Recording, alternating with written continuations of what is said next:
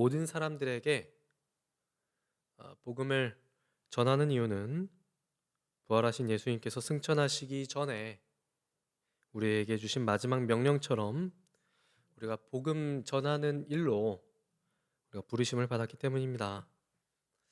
오늘 우리가 읽은 말씀 1절을 보시면 사도라고 하는 단어가 나오는데요. 이 말은 특권을 받고 보냄을 받은 사람을 의미합니다. 특권을 받고 보냄을 받은 사람. 사도 바울과 디모데가 복음을 전파하는데 중요한 것은 이 두 사람이 복음 전파자가 된 것은 자신의 뜻대로 된 것이 아니라 복음이 전파되기 원하시는 하나님의 뜻으로 말미암았다는 말입니다. 즉 이 두 사람이 하나님께 부르심을 받아서 예수를 믿게 되고 복음 전파의 사명을 위해 사도와 목회자가 된 것은 태초부터 계획된 하나님의 섭리였다라는 것을 1절에서 말씀하고 있는 것입니다. 이처럼 이 두 사람이 태초부터 계획된 하나님의 섭리 가운데 복음 전파를 위하여 부르심을 받았는데 우리 신자 역시 이러한 부르심을 하나님께로부터 동일하게 받아서 복음 전도자로 세워졌음을 우리가 기억해야만 할 것입니다. 오늘 읽으신 본문 말씀 속에서 사도 바울은 복음이 주는 선물 이 세 가지를 우리 성도들에게 소개를 하고 있는데 이제 한 가지씩 살펴보면서 하나님께서 우리에게 주신 은혜를 함께 묵상해 보고자 합니다. 오늘 말씀이 우리 신자들에게 말씀하시는 복음의 선물, 그 첫 번째는 하나님이 우리의 아버지 되신다입니다. 하나님이 우리의 아버지가 되신다. 오늘 말씀의 서두인 2절은 우리들에게 본질적으로 매우 중요한 것을 말씀해주고 있습니다. 우리에게 은혜와 평강을 주시는 분은 세상의 그 무엇이 아니라 바로 우리 아버지 하나님이라는 말씀입니다. 우리 아버지 하나님. 이 말씀이 가진 무게를 이해하기 위하여 요한복음 20장 17절 말씀을 한번 보도록 하겠습니다. 제가 봉독해 올리도록 하겠습니다. 예수께서 이르시되 나를 붙들지 말라. 내가 아직 아버지께로 올라가지 아니하였노라. 너는 내 형제들에게 가서 이르되 내가 내 아버지 곧 너희 아버지 내 하나님 곧 너희 하나님께로 올라간다 하라 하시니. 아멘. 부활하신 예수님께서 마리아에게 오셔서 자신을 따르는 제자들과 하나님과의 관계를 재정립을 하십니다. 이전까지는 제자들을 향하여 내 친구라는 말씀을 하셨지만 이제부터는 내 형제들이라고 말씀을 하시면서 거기에서 더 나아가 내 아버지 곧 너희 아버지 내 하나님 곧 너희 하나님이라고 말씀을 하십니다. 우리는 하나님을 자연스럽게 뭐라고 부릅니까? 아버지라고 부릅니다. 우리가 기도할 때 하나님 아버지라고 부르지 하나님 어머니라고 부르지는 않습니다. 제가 단 한 번도 그런 말씀을 들어본 적이 없거든요. 저 또한 기도할 때 아버지 하나님 또는 하나님 아버지라고 부르지 어머니라고 부르지 않습니다. 우리가 하나님을 어머니라고 부르지 않고 아버지라고 부르는 것을 이해하기 위해서는 우리가 유대인의 문화를 알아야만 합니다. 유대인들에게 아버지는 어떤 의미인가 하면은 자녀들이 성장하는데 필요한 모든 것을 이 아버지가 공급해 주어야 하고 자녀를 보호해야 하는 의무와 책임을 지고 있는 존재가 바로 아버지입니다. 즉 어머니가 아니라 아버지에게 그 책임과 의무가 있었다라는 말씀입니다. 그리고 자녀는 아버지에게 철저하게 순종해야 하는 책임이 있었습니다. 의무가 있었죠. 하나님께서는 이러한 문화를 만드시고 그 문화 속에 예수님을 보내셨습니다. 그래서 자녀된 신자들에게 가장 필요한 구원을 주셨고 또한 자녀된 신자들이 어떻게 하나님을 섬겨야 할 것인가, 어디까지 순종해야 할 것인가에 대한 해답을 그때 그 당시 아버지와 아들의 관계를 통하여 우리 인간들에게 보여주셨던 것입니다. 그리고 그 관계 형성이 이루어진 사건이 바로 십자가 사건과 부활 사건입니다. 십자가에서 예수님이 우리 죄를 위해서 달려 돌아가시고 부활하신 그 대속의 은혜 때문에 우리가 하나님의 자녀로 입양이 되어서 하나님을 아버지라고 부를 수 있게 된 것입니다. 그렇게 우리가 하나님의 자녀가 되었기 때문에 우리는 우리를 사랑하시는 하나님과 연합이 되었다고 말할 수 있게 된 것이죠. 우리가 하나님의 사랑 안에서 하나님과 연합이 되어서 구원의 은혜를 누릴 수 있게 되었고 죄의 짐을 내려놓는 평안을 누릴 수 있게 되었는데 이 구원의 은혜와 죄의 짐을 내려놓는 평강은 아무나 누릴 수 있을 만한 것이 절대로 아닙니다. 2절 말씀은 아무에게나 하나님의 은혜와 평강이 임한다고 말씀하지 않으시고 성도들 곧 그리스도 안에서 신실한 형제들에게 그 은혜와 평강이 임한다고 그렇게 말씀하고 계십니다. 이 말씀이 가진 의미를 좀 더 깊이 알기 위해서 단어를 한번 살펴보아야만 하겠습니다. 먼저 성도라고 쓰여진 헬라어 단어는 원래 존경할 만한, 경외감을 가질 만한이라는 의미를 가진 단어였는데 시간이 지나면서 거룩한, 구별된이라는 단어의 뜻으로 발전이 됩니다. 그래서 이 구절에서 성도라고 했을 때는 거룩하고 구별된 사람만을 말하는 것이 절대로 아닙니다. 하나님을 정말로 사랑하기 때문에 일상생활에서 거룩하게 살아가면서 하나님 사랑하는 것을 티를 내는 사람, 하나님 사랑하는 것을 일상생활에서 티를 내는 사람, 예수 안 믿는 사람들이 보기에도 인정할 정도로 하나님을 사랑하는 사람들을 뜻하는 말인 것입니다. 그런데 바울은 성도라는 단어로만 그치는 것이 아니라 그 뒤에 하나의 단어를 또 말하는데 신실한이라는 단어를 또 말하고 있습니다. 신실한. 이 신실한이라고 번역된 단어는 하나님을 배신하지 않고 어떠한 상황에서도 신앙을 지키고 의로운 삶을 살아간다는 뜻을 가지고 있습니다. 그러니까 하나님을 향한 마음과 삶이 다른 것으로 오염되지 않고 순결하게 살아가는 사람들을 두 글자로 성도, 풀어서 말씀드리면 그리스도 안에서 신실한 형제라고 부를 수가 있는데 그런 사람들에게 하나님의 은혜와 평강이 임한다라는 것을 오늘 본문 말씀이 우리들에게 말씀해 주고 계시는 겁니다. 저는 오늘 이 자리에 참석하신 우리들 모두가 우리 신일교회 모든 성도님들께서 성도로 부르심을 받은 곧 그리스도 안에서 신실한 형제 자매이기를 소망합니다. 세상의 그 어떤 것으로 평안이나 만족함을 누리는 것이 아니라 오직 하나님 한 분만으로 만족하는 믿음의 형제 자매이기를 소망하는 것이죠. 바라기는 주님 다시 오실 때 먼지처럼 사라져버릴 이 세상이 가져다주는 거짓된 평안에 우리가 속지 않기를 원합니다.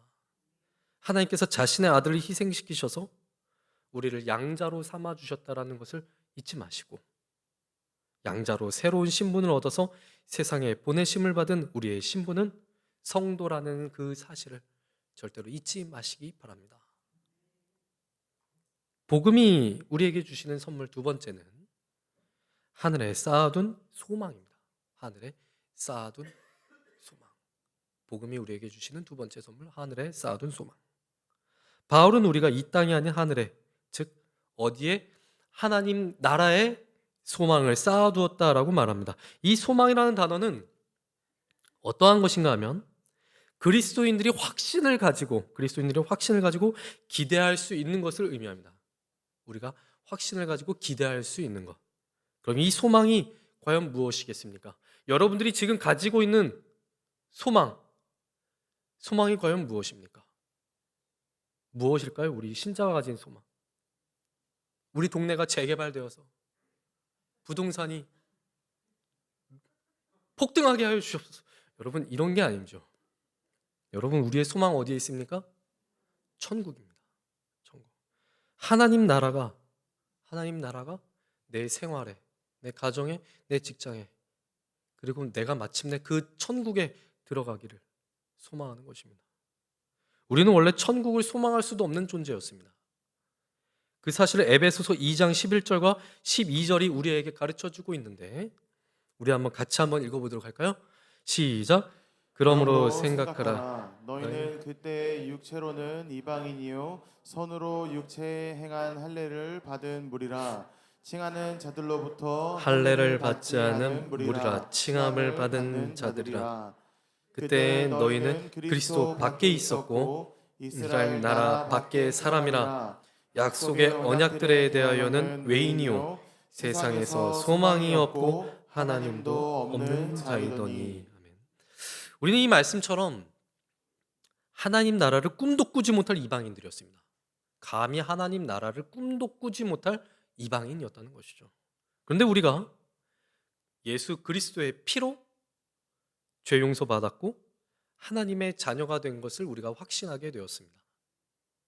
예수님을 믿는 사람들이 가진 이 가장 강력한 소망, 그것은 바로 천국 소망입니다. 천국 소망. 우리가 이 소망을 가졌기 때문에 하나님 나라에 들어가기 위해서 날마다 말씀 따르며 살아가는 것 아니겠습니까? 우리 기독교의 고전 중에 철로 역정이라는 책이 한 권이 있습니다. 아직 이 책을 읽어보지 못하신 분들은 꼭 한번 읽어보시기 바랍니다. 한 번만 읽지 마시고 성경책처럼 부지런히 읽으시기 바랍니다. 이 철로 역정은 존 버년이라는 분이 쓴 책입니다. 이분이 신앙을 지키다가 감옥에 갇히시게 되었는데, 감옥에서 잠을 자다가 꿈을 꾸고 난 후에 그 꿈 내용으로 쓴 소설입니다. 이 소설에는 천국문을 향해 가는 순례자들의 이야기가 담겨 있는데, 등장인물 중에 누가 있는가 하면은 소망이라고 하는 순례자가 등장합니다. 소망. 이 소망이라는 순례자는 처음부터 순례의 길을 걷는 순례자가 아니었습니다. 허망이라는 이름을 가진 도시에서 살고 있었는데, 이 허망도시에서 살고 있었는데, 어느 날 이 도시의 주인공 크리스천과 그와 함께 동행하는 신실이라고 하는 순례자, 이 두 사람이 등장을 합니다. 크리스찬과 신실, 이 두 사람이 허망도시 사람들에게 잡혀서 모진 고문을 당하고 결국 신실이라고 하는 순례자가 그곳에서 순교를 당하게 됩니다. 이때 신실이라는 순교자가 순교당하는 모습을 보고 그곳 주민이었던 소망이 그곳에서의 삶을 청산하고 크리스찬과 함께 순례의 길을 떠납니다.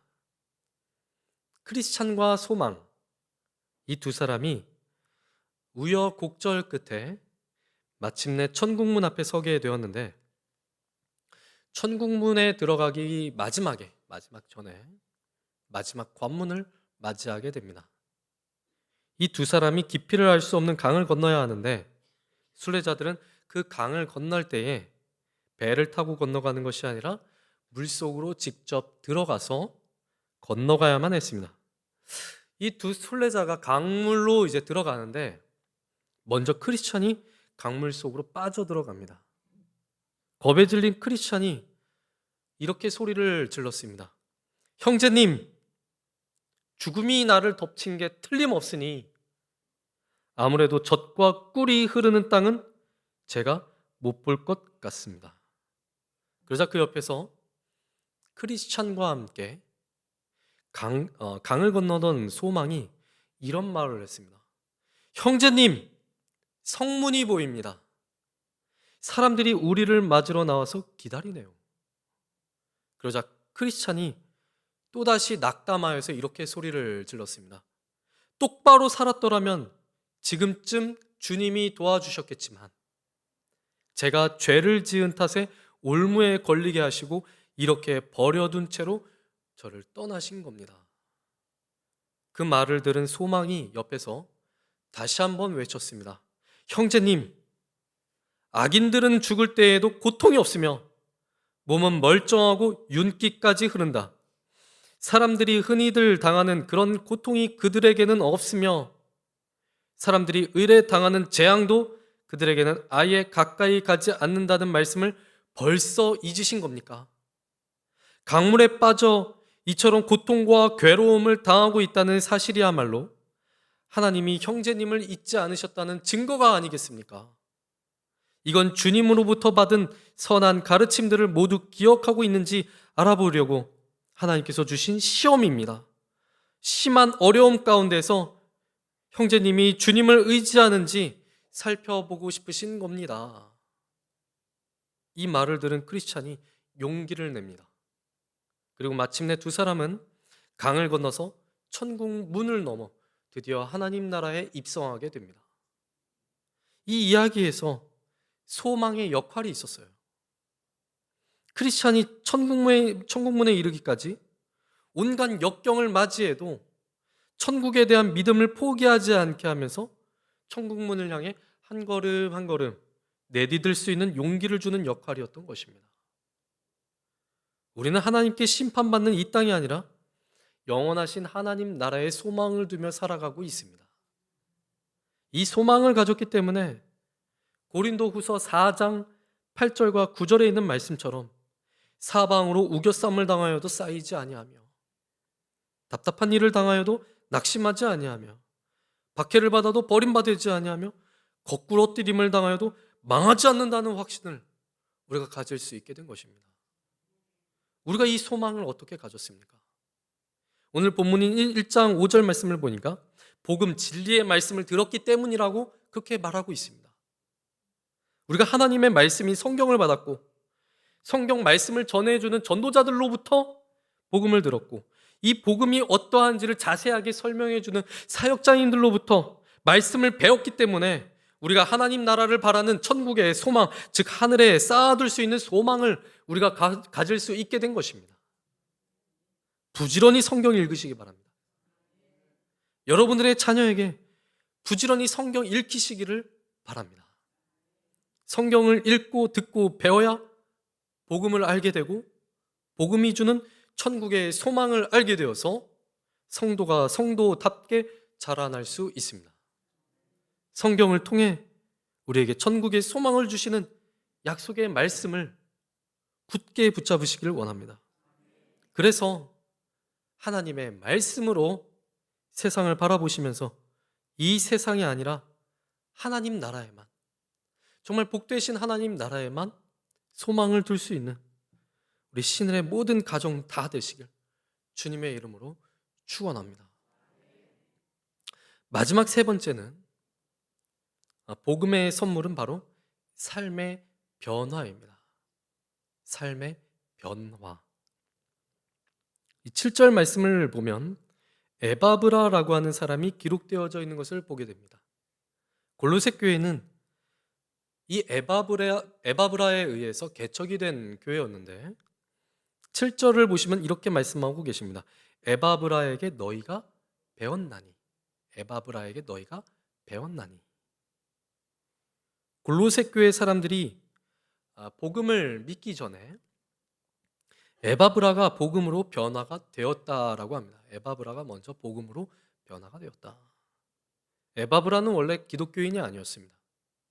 4장 12절을 보면 그리스도 예수의 종인 너희에게서 온 에바브라가 이렇게 기록이 되어 있는데 이 말씀은 에바브라가 골로새 사람이었다라는 것을 보여주는 것입니다.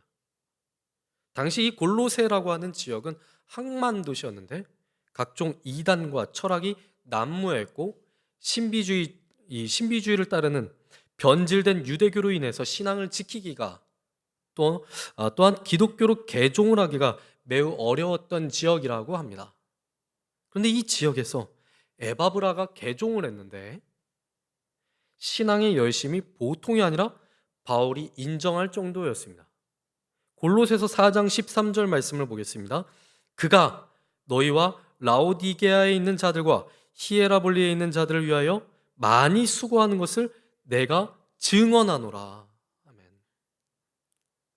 에바브라가 그만큼 정말 힘써서 복음을 위해서 애썼다는 것이죠. 복음은 삶을 변화시키는 힘을 가지고 있습니다. 복음은 사람을 변화시킵니다. 복음을 듣고 에바브라는 삶이 변해서 다른 사람들이 가진 믿음이 자랄 수 있도록 많이 수고하는 그런 사람이 되었던 것이죠. 복음이 사람을 변화시킨다는 이 세 번째 대지의 말씀을 준비하면서 저는 저희 아버지와 어머님을 떠올리게 되었습니다. 저희 아버지와 어머니는 원래 기독교인이 아니셨습니다. 저희 어머니는 19살 때에 폐병에 걸리셨습니다. 폐병이 너무 심해져서 병원에 가니까 의사 선생님께서 하시는 말씀이 우리 학생은 한 달 안에 죽을 것이다. 장례를 준비해야 된다라는 이제 판정을 내렸다고 합니다. 근데 저희 어머니께서 죽기 직전에 언니 이모로부터 이런 말을 들으셨습니다. 부흥에 가서 은혜 받으면 낫는다. 부흥에 가서 은혜 받으면 낫는다. 그 말을 듣고 찾아간 부흥 집회에서 그 당시에 굉장히 유명했던 부흥 강사님이셨던 강달희라고 하는 강다리 목사님을 만나 뵙게 됩니다. 그래서 그 목사님의 말씀에 은혜를 받아서 예수를 영접하셨어요. 그리고 부흥의 집회 기간 동안에 살려달라고 기도하시다가 온몸이 불에 타는 듯한 뜨거운 체험을 하셨답니다. 저희 어머니는 그때 폐병을 완전히 고침받으셨어요. 다시 병원을 찾아갔는데 의사가 병이 사라졌다고, 이건 기적이다라고 말해줬습니다. 그리고 지금까지 생존해 계세요. 어머님께서 병이 나으신 후에 교회를 열심히 다니셨는데 그 모습을 보고 한눈에 반했던 동네 청년이 있었으니 저희 아버지십니다. 저희 아버지도 예수님을 믿지 않았지만 저희 어머니께서 교회 안 다니면 만나주지 않겠다라고 하는 그 협박에 결단을 하시고 교회를 다니기 시작하셨어요. 두 분이 결혼하신 이후에 아버지께서 세례를 받으셨지만 겉으로만 신자하셔서 술, 담배를 열심히 하시면서 도박에까지 손을 대셨는데 주님께서 저희 아버지를 하나님의 사람으로 만드시려고 저희 가정의 사업 실패라고 하는 큰 고난을 주셨습니다.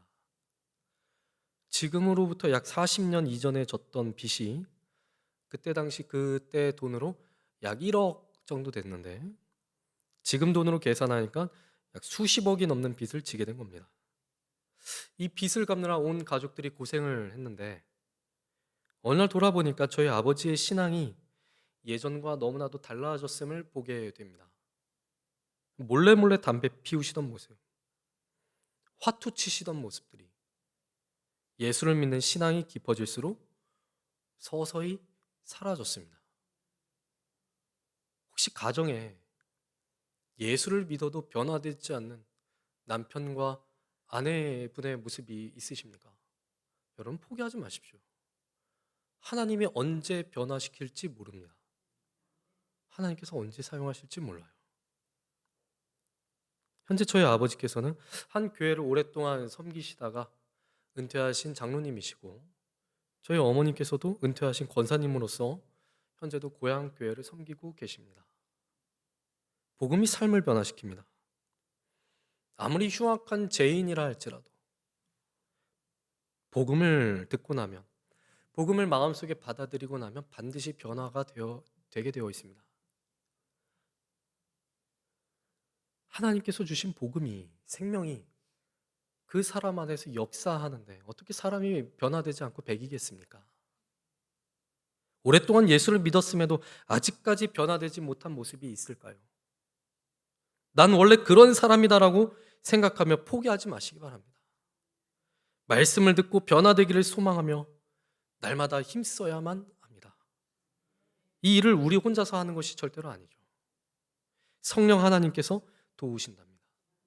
우리가 연약할 때에 우리와 함께 하시는 성령님은 우리의 연약함을 보시면서 우리를 비난하거나 또는 저주하시거나 우리에게 수치를 주시는 분이 절대로 아니십니다.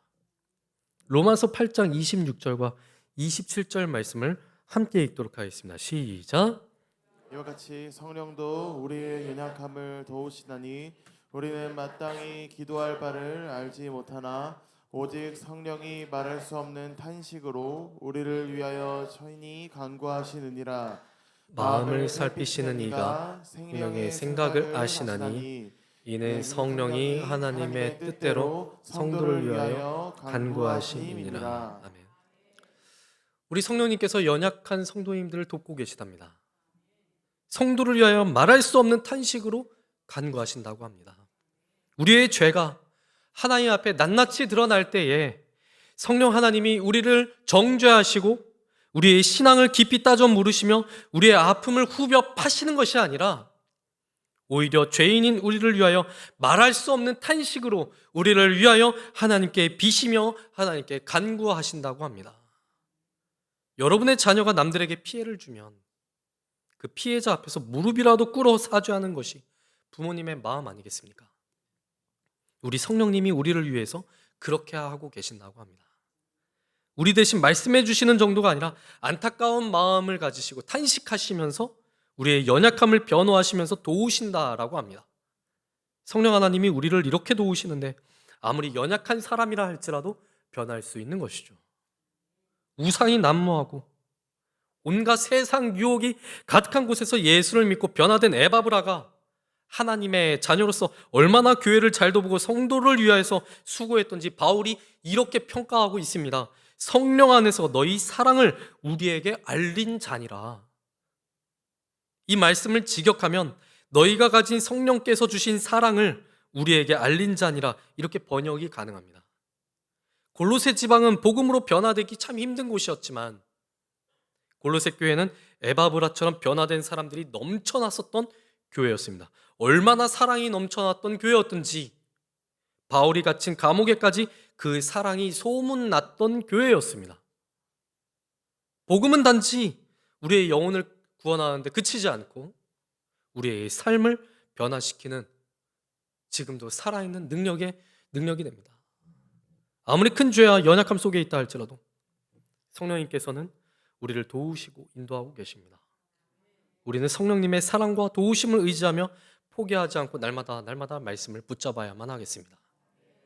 골로새 교회가 복음 안에서 변화된 사랑의 공동체가 되었듯이 우리도 성령님의 도우심 속에서 서로 사랑하며 하나님 나라를 함께 세워가는 신자가 되길 소망합니다.